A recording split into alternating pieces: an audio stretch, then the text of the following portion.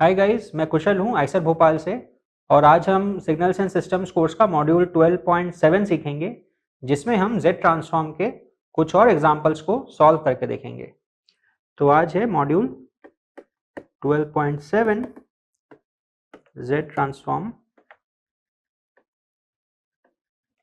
Examples.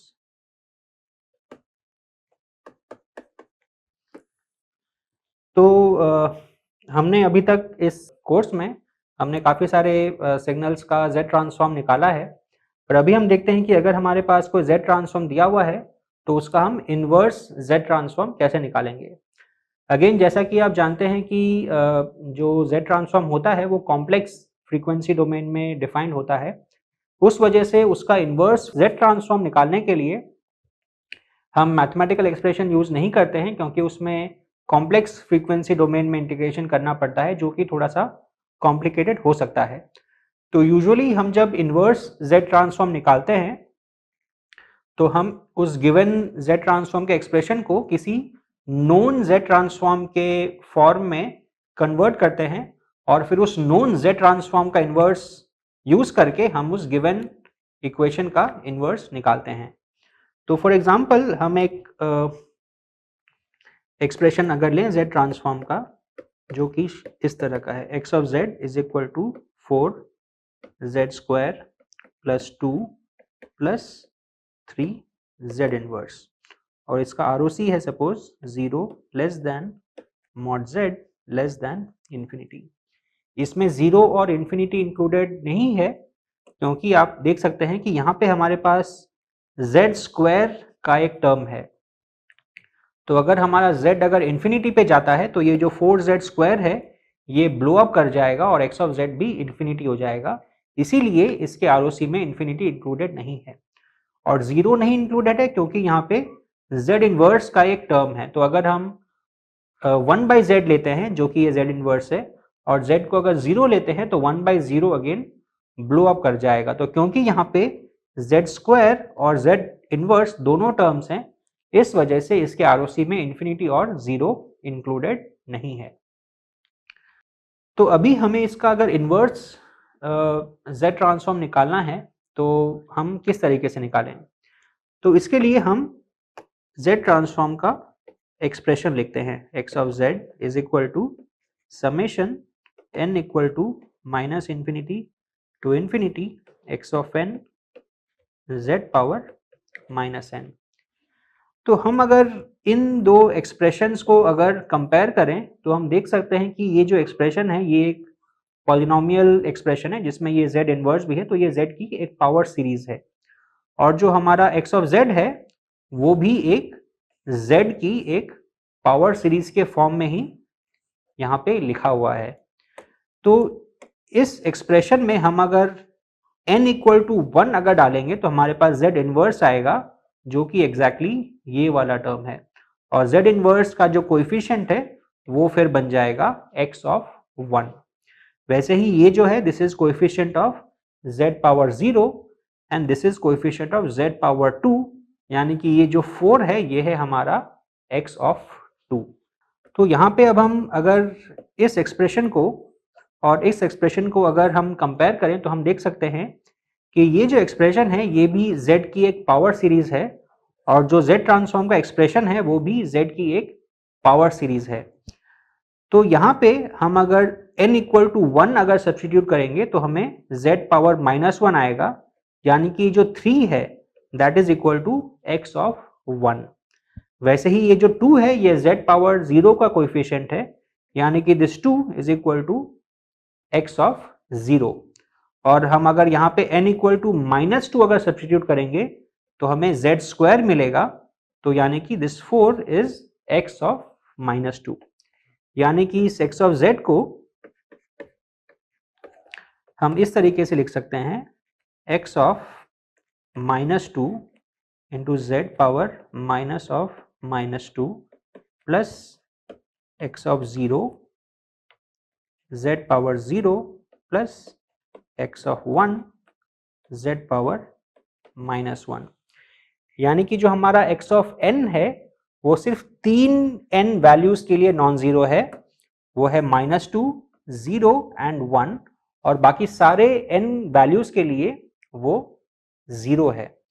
तो इस x of n को हम रिप्रेजेंट कर सकते हैं डेल्टा फंक्शंस को यूज करके, again Kronecker delta functions, not Dirac delta function. तो उसको यूज करने के लिए पहले हमें इन कोएफिशिएंट्स की वैल्यू चाहिए, which is so x of -2 is equal to 4, x of 0 is equal to 2 and x of 1 is equal to 3। तो यानी कि हम लिख सकते हैं दैट x ऑफ n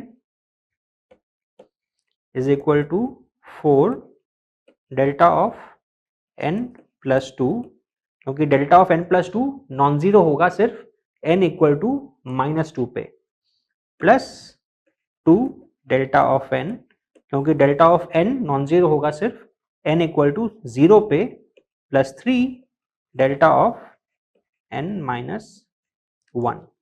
तो हमने अपने गिवन z ट्रांसफॉर्म के एक्सप्रेशन को कंपेयर किया z ट्रांसफॉर्म के जनरल फॉर्मूला से, और उससे हमें हमारा जो x ऑफ n है उसका एक्सप्रेशन हमें बड़ी आसानी से मिल गया। यहाँ पे हम एक और तरीका इस्तेमाल कर सकते थे, वो ये है कि हम जानते हैं कि जो delta of n plus n not है उसका जो z ट्रांसफॉर्म होता है वो होता है z पावर n नॉट। तो यहाँ पे जैसे ही हमें z स्क्वायर दिखा, हम कह सकते हैं कि जो उसका इन्वर्स z ट्रांसफॉर्म होगा वो होगा डेल्टा ऑफ n प्लस 2। वैसे ही यहाँ पे जो कांस्टेंट है 1 जो 2 से मल्टीप्लाई हो रहा है उसका इन्वर्स z ट्रांसफॉर्म होगा डेल्टा ऑफ n, और z पावर -1 का इन्वर्स z ट्रांसफॉर्म होगा डेल्टा ऑफ n माइनस 1। तो फाइनली z ट्रांसफॉर्म की लिनियरिटी प्रॉपर्टी यूज करके हम इन तीनों टर्म्स को ऐड कर सकते हैं और हमें x ऑफ n मिल जाएगा। अब एक और एग्जांपल देखते हैं जो कि इस तरह का है लेकिन थोड़ा सा अलग है। तो सपोज हम अगर लेते हैं capital x of z is equal to log of 1 plus a z inverse, और जहाँ पे उसका जो ROC है वो है mod z greater than mod a। तो ये जो एक्सप्रेशन है ये बड़ा अलग टाइप का है। अभी तक हमने जितने भी z ट्रांसफॉर्म के एक्सप्रेशंस निकाले हैं उनका इससे कुछ भी सिमिलैरिटी नहीं है, तो उस वजह से इसे एक नॉन z ट्रांसफॉर्म के एक्सप्रेशन में कन्वर्ट करना थोड़ा सा मुश्किल लग रहा है। लेकिन जैसे आपको याद होगा कि आपका कोई भी अगर एक कोई गिवन फंक्शन है तो आप उसे पावर सीरीज के माध्यम से रिप्रेजेंट कर सकते हैं, और लॉग फंक्शन को भी आप उसी तरीके से पावर सीरीज के माध्यम से रिप्रेजेंट कर सकते हैं। तो जैसा कि हम जानते हैं, आपने 11-12 में पढ़ा होगा कि हमारे पास अगर कोई फंक्शन है log of let's say 1 plus new, तो इसको आप एक्सपैंड कर सकते हैं पावर सीरीज को यूज करके, and this will be n equal to 1 to infinity minus 1 to the power n plus 1 nu power n divided by n when mod of nu is less than 1। तो अगर आपका जो new है उसका जो mod है वो अगर 1 से कम है तो आप log 1 प्लस न्यू को आप इस एक्सप्रेशन को यूज करके रिप्रेजेंट कर सकते हैं।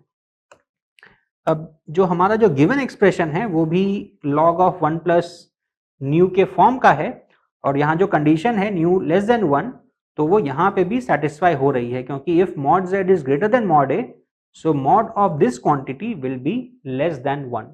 तो यानी कि इसी सेम पावर सीरीज को यूज करके हम इस log फंक्शन को रिप्रेजेंट कर सकते हैं। तो हमारे पास आएगा x of z is equal to summation minus n equal to 1 to infinity minus 1 to the power n plus 1 into a power n z power minus n divided by n। अब फिर से हम z ट्रांसफॉर्म का जो general expression है उसे लिखते हैं x of z is equal to summation n equal to minus infinity to plus infinity x of n z power minus n।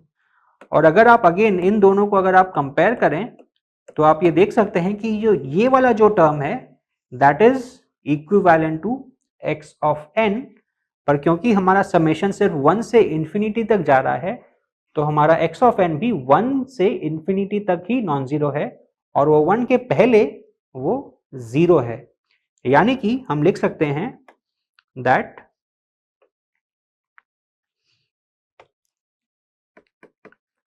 x of n is equal to -1 to the power n plus 1 into a power n by n for n greater than equal to 1 and it is 0 for n less than 1। अब ये जो हमारा function है इसे हम unit step function को use करके एक सिंगल एक्सप्रेशन में भी लिख सकते हैं। So this will be equal to -1 to the power n plus 1 a power n u of n minus 1 divided by n। u of n minus 1 क्या बताता है कि जो हमारा सिग्नल है वो जीरो या उसके पहले उसकी वैल्यू जीरो होगी और वो सिर्फ n इक्वल टू 1 और ग्रेटर देन 1 के लिए ही नॉन जीरो होगा। अब इसे हम फर्दर सिंप्लीफाई भी कर सकते हैं। ये जो -1 to the power n plus 1 है इसे हम -1 इंटू -1 पावर n लिख सकते हैं और जो -1 पावर n है उसे हम a पावर n के अंदर में हम एब्जॉर्ब कर सकते हैं। तो ये हमारा क्या हो जाएगा minus of -a power n by n into u of n minus 1। तो हमने क्या किया, हमारे पास एक लॉग फंक्शन दिया हुआ था जो कि एक यूजुअल जो z ट्रांसफॉर्म के एक्सप्रेशंस होते हैं उससे बहुत अलग होता है। तो हमने इसे पावर सीरीज के फॉर्म में रिप्रेजेंट किया और उसे फिर हमारे स्टैंडर्ड z ट्रांसफॉर्म के एक्सप्रेशन से कंपेयर किया और वो कंपैरिजन करके हमें पता चला कि जो हमारा x ऑफ n है वो n greater than equal to 1 के लिए नॉन जीरो है विद दिस एक्सप्रेशन और वो n लेस देन 1 के लिए जीरो है। तो फिर हमने उसे इस यूनिट स्टेप फंक्शन को यूज करके एक कॉम्पोजिट वे में लिख दिया और फिर हमने इस माइनस साइन को a पावर n के अंदर में एब्जॉर्ब कर लिया। तो ये है हमारा सोल्यूशन या ये है हमारा inverse z transform for this particular expression of z transform. अब आइए एक और लास्ट एग्जांपल देखते हैं इस मॉड्यूल का। तो सपोज हमें अगर z ट्रांसफॉर्म का ना तो एक्सप्रेशन दिया हुआ है ना तो उस डिस्क्रीट टाइम सिग्नल का एक्सप्रेशन दिया हुआ है, बट सपोज हमें z ट्रांसफॉर्म की कुछ प्रॉपर्टीज बताई हुई है और उससे सपोज हमें डिराइव करना है कि वो सिस्टम जो है वो स्टेबल एंड कॉजल होगा या नहीं होगा। तो यानी कि हम कोई एलटीआई सिस्टम लेते हैं जिसका इंपल्स रिस्पॉन्स है h ऑफ n और z ट्रांसफॉर्म है h of z with some ROC, जो कि हमें अभी दिया हुआ नहीं है, जो हमें इन्फर करना है। तो सपोज हमारे जो कंडीशंस हैं वो ये हैं that h of n is real valued. दूसरा कंडीशन है that h of n is right sided. तीसरा कंडीशन है that limit z tending to infinity h of z is equal to 1। चौथा कंडीशन है h of z has 2 zeros। पांचवा condition है h of z has one of its poles at a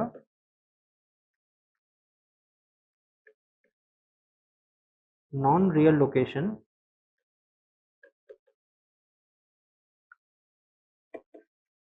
on the circle mod z equal to 3/4। तो अब इन 5 conditions को use करके हमें ये पता लगाना है कि ये सिस्टम क्या स्टेबल है और क्या ये सिस्टम कॉजल है। तो देखते हैं कि ये हम कैसे पता लगा सकते हैं। अब हम जानते हैं कि अगर हमारा h ऑफ n यानी कि जो इम्पल्स रिस्पॉन्स है वो अगर राइट साइडेड है तो उसका करस्पॉन्डिंग जो z ट्रांसफॉर्म होगा वो outside of the outer most pole होगा। यानी कि इस कंडीशन से हमें ये पता चलती है that h of z is outside the outer most pole.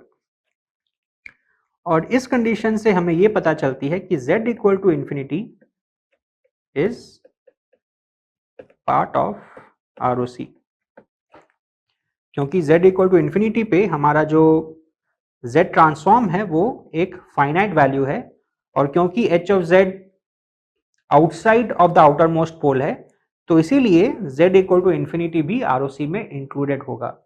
Again मैं आपको बता दूं कि अगर हमारे पास सिर्फ ये थर्ड कंडीशन दिया होता और हमें कुछ भी नहीं पता होता तो हम ये नहीं कह सकते हैं कि z equal to infinity will be a part of the ROC। हमें ये भी जानना जरूरी है कि h of z is outside of the outer most pole, क्योंकि ऐसे z ट्रांसफॉर्म के एक्सप्रेशंस में ये पॉसिबल है कि जो हमारा ROC है वो एक एन्युलर रीजन हो या inside of the innermost pole हो। तो इन दोनों कंडीशंस को मिला के ही हम ये कह सकते हैं कि z equal to infinity is a part of the ROC। अब अगर हमें याद होगा कि जो z ट्रांसफॉर्म में कॉजालिटी की कंडीशन ये होती है कि h of z must be outside of the outer most pole and it should include infinity. तो ये जो दोनों कंडीशन है ये हमारे सेटिस्फाई हो रहे हैं, तो हम ये कह सकते हैं कि the system is definitely causal. अब देखते हैं कि जो हमारा सिस्टम है वो स्टेबल है या नहीं है। तो सिस्टम के स्टेबल होने के लिए ये जरूरी है कि जो उसका ROC है वो R इक्वल टू 1 सर्कल को इंक्लूड करे। तो अब देखते हैं कि वो इंक्लूड करता है कि नहीं। अब जो पहला कंडीशन है वो हमें दिया हुआ है that h of n is real valued. अब अगर हमें याद होगा कि अगर हमारा h ऑफ n अगर रियल वैल्यूड होता है तो इससे हम ये कह सकते हैं that h of z will be equal to h star of z star, और इससे हम ये कह सकते हैं कि जो सारे पोल्स एंड जीरोस हैं वो कॉन्जुगेट पेयर्स में ही अपीयर करेंगे। यानी कि अगर एक कॉम्प्लेक्स नंबर अगर हमारा पोल या जीरो है तो उसका कॉन्जुगेट भी हमारा पोल या जीरो होगा, यानी कि zeros and poles in conjugate pairs।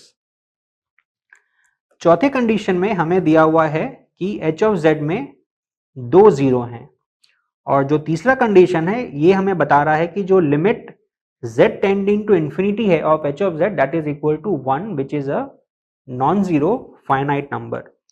तो हम अगर h ऑफ z का एक जनरल एक्सप्रेशन अगर हम लेते हैं तो हम अगर सपोज लिखते हैं that h of z is equal to z minus alpha 1 into z minus alpha 2। यहाँ पे हम बस दो ही वैल्यूज ले रहे हैं क्योंकि हमें पता है कि h of z में दो ही जीरोज हैं, और डिनोमिनेटर में हम फिर अगर लेते हैं z minus beta 1, z minus beta 2 and so on up to z minus beta n। तो अब ये सवाल आता है कि ये जो n है इसकी वैल्यू कितनी होगी। तो अगर n अगर 2 से ज्यादा है तो फिर हम अगर limit z tending to infinity लेंगे तो हमारा जो h ऑफ z का वैल्यू है वो 0 हो जाएगा, और n अगर 2 से कम होगा यानी कि n अगर 0 या 1 होगा तो हमारा h of z blow up कर जाएगा as z is tending to infinity. तो हम अगर चाहते हैं कि हमारा limit z tending to infinity h of z अगर एक नॉन जीरो फाइनाइट नंबर हो तो उसके लिए ये जरूरी है that n must exactly be equal to 2।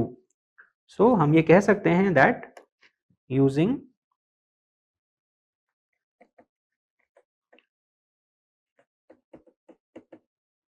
conditions 3 and 4, हम ये कह सकते हैं that n must be exactly equal to 2.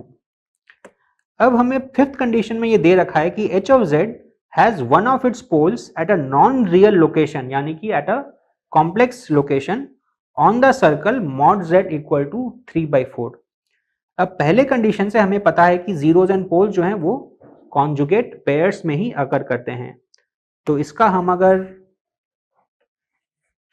z domain में अगर प्लॉट करें, this is real part of z, this is imaginary part of z, तो हम अगर ये सर्कल बनाते हैं ऑफ रेडियस 3/4 और फिर हम अगर एक और रेडियस बनाते हैं, एक और सर्कल बनाते हैं विथ रेडियस इक्वल टू 1, तो हमारा अगर एक पोल अगर इस 3/4 के रेडियस में सपोज कहीं पे है, तो क्योंकि हमारे पोल्स और जीरोस कॉन्जुगेट पेयर्स में अकर कर रहे हैं, तो दूसरा पोल भी हमारा इसी सर्कल के ऊपर ही कहीं पे होगा। और क्योंकि हमारे पास सिर्फ दो ही पोल हैं, तो हमारे पास सिर्फ ये दो पोल हैं और कोई भी पोल नहीं है।